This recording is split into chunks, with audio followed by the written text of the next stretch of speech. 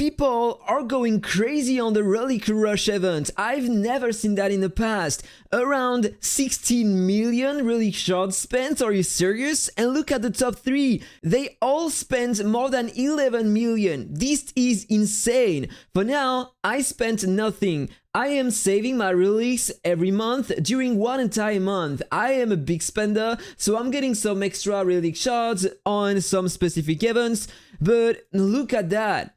I have been farming the stage at 30 only, and I don't even have 5 million relic shards. This is insane. Welcome back for another video, guys. Today I want to give you some tips to try to farm higher in the relic dungeon, and we are gonna check how much power I get after spending around 5 million relic shards on that event. First of all, you need to understand that you are not alone in the ruined ancient city. You are 3 players to play that content. So you need, if you want to push that content, if you don't have a crazy power, you need to communicate with the other players to try to have everything you need for the stage. First of all, you need to understand that the pal that you are selecting here is not gonna help you at all, because the effect is just not working. So in fact, you don't need to pick the snail to lower the movement speed, because it's not gonna work, as you can see right now on the screen.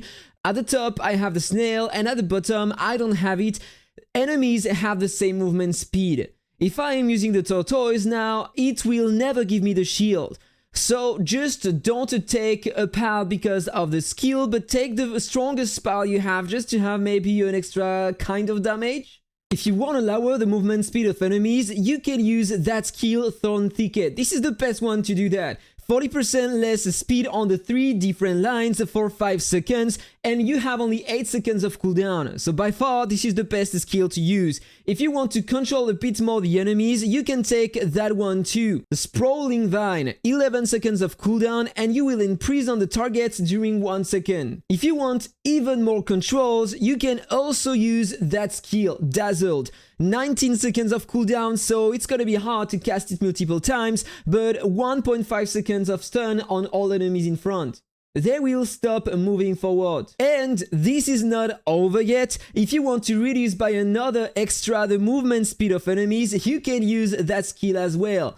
40% less movement on enemies for 5 seconds, but the cooldown on that skill is higher than the previous one, 18 seconds. So let's equip all of these and let's try that in the dungeon. But before, you want to make sure to go here and change the delay on your skills. First of all, on the Thorn Thicket, you want to put 0.5 seconds, because if you cast it at the start of the battle, it is not gonna work on enemies. They are not gonna spawn directly at the start. On your damage immunity, you don't want to cast it directly at the start of the battle, because enemies are not gonna reach you directly at the start, so put like 6 or 7 seconds, something like that. Then on Dazzled, you can put something like 6 seconds, why not?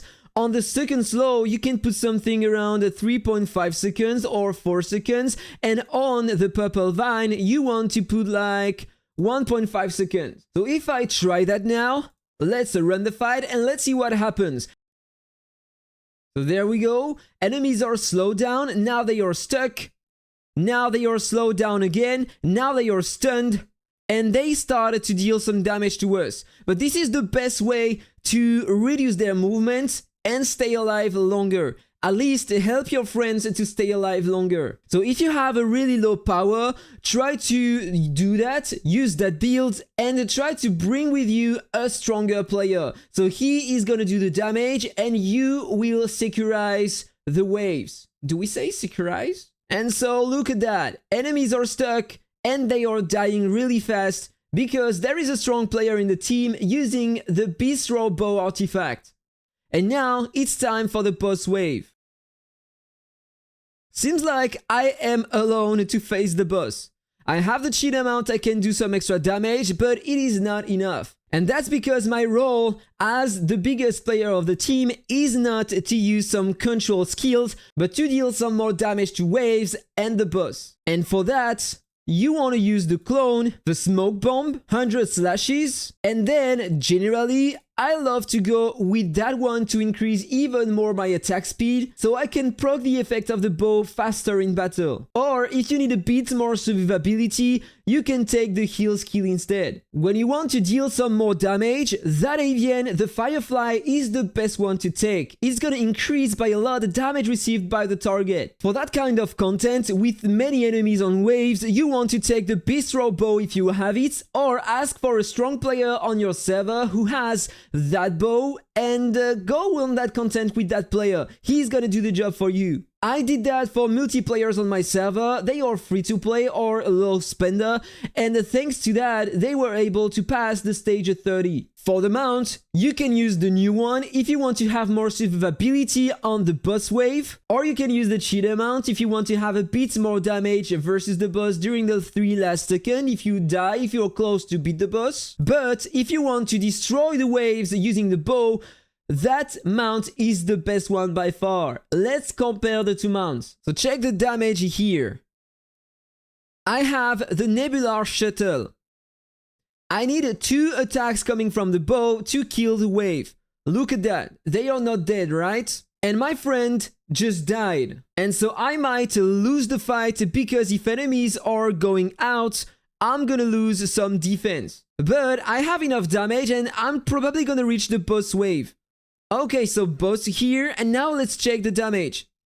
The damage I take and the damage I deal. And using that mount, I have a shield sometimes. But I am dead. Half HP on the boss. Now, time to use the Cloud Drifter. First wave. First attack coming from the bow. Everybody in front is dead. So this is the power of the combination of the bow and the Cloud Drifter. Look at that. They are dying so fast. Boss wave already. And my 2 friends are still alive. I'm starting to lose some health. Half HP on the boss. It is close. And I died. Really close to the end. But now there is one question. Is it considered as a boss fight? Let's check that. I'm gonna use that book instead of the previous one, and we are gonna see if I have the immunity to damage when I fall down below 70% of my health. In order to try that and be sure, I removed the damage immunity skill. I don't have the Blitz Assault anymore, so if I have a damage immunity on my guy here, it's coming from the book. So we will see that during the run. So keep an eye on my character here. Okay? I have the damage immunity, so apparently it's considered as a boss fight. And that's pretty interesting, right? Because it means that if you want to deal more damage to the boss, you can use that book instead. If you want to have a bit more survivability, you can use this one. And if you want to heal a lot, you can use this one instead, the healing book. So I'm gonna try that to see the efficiency of that book. So if I take too much damage at once, it is not gonna work. Okay, did you see that? That was the heals coming from the book. So now I have the damage immunity. Look at that. 20,000 million HP. So yes, this is working. And there is something more that you need to use if you want to be more efficient in that content. You can basically control the boss. So one more time, if you are a free-to-play or low spender with a low power, and if you want to try to help the strong player trying to do the content for you, try to take a build with a lot of controls. Control the waves, control the boss. And for that, you can just try to go on your talents and on your sorcery tree, try to take that one to increase your stun by 15% instead of taking some more damage. Because you are not here for the damage, you are here to support your team. And as you can see right now on the screen, yes, the boss is stunned, so yes, try to build your character around some controls for waves and the boss if you want to help your teammates to beat that content. The fact is that in this game, you are not alone. You have a family, you have a server, and if you want more reward, you need to stop playing alone, you need to help your server to grow faster and become stronger than the others. So try to help each other.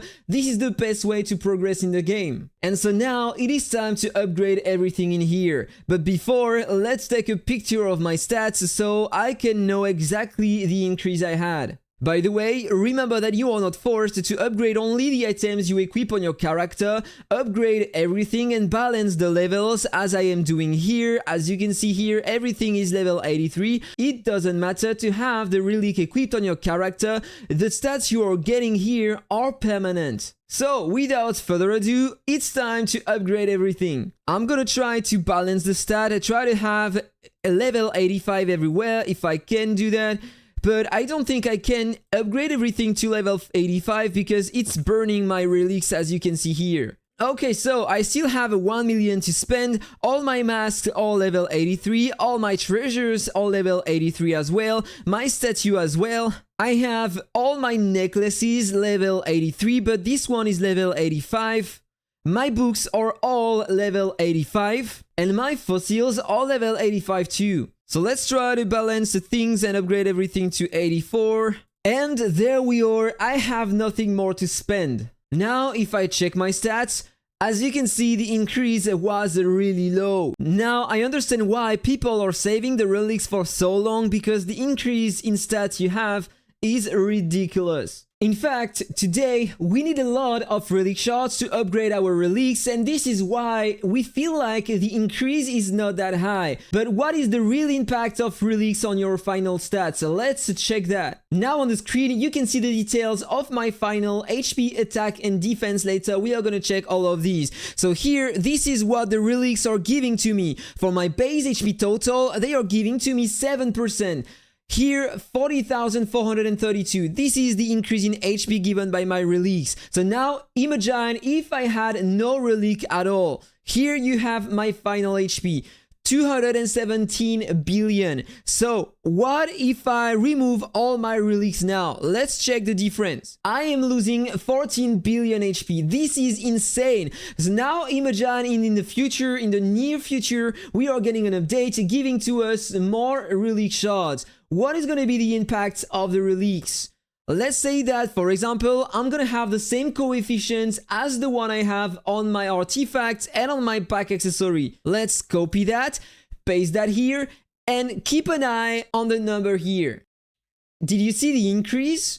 This is insane. So for now, we are not getting a lot of relic shards, but who is saying that in the future they are not gonna try to implement something more to get some more relic shards? Now, let's check the impact on both the attack and our defense. So this is my final attack currently, and I got the same coefficient here with the relics. So if I delete that, I'm losing 100 million. And if I replace that amount by the same that I have on my artifact, did you see the increase one more time? 250 million almost. Let's do the same for my defense. If I remove that, I'm losing 32 million. And now if I paste that here, I'm getting almost 70 million more defense. So I really do hope that in the future they are gonna try to give us more relics so we can upgrade them a bit more and get more stats. So I am back in the game and I just discovered my new score on Grumpy Big Head.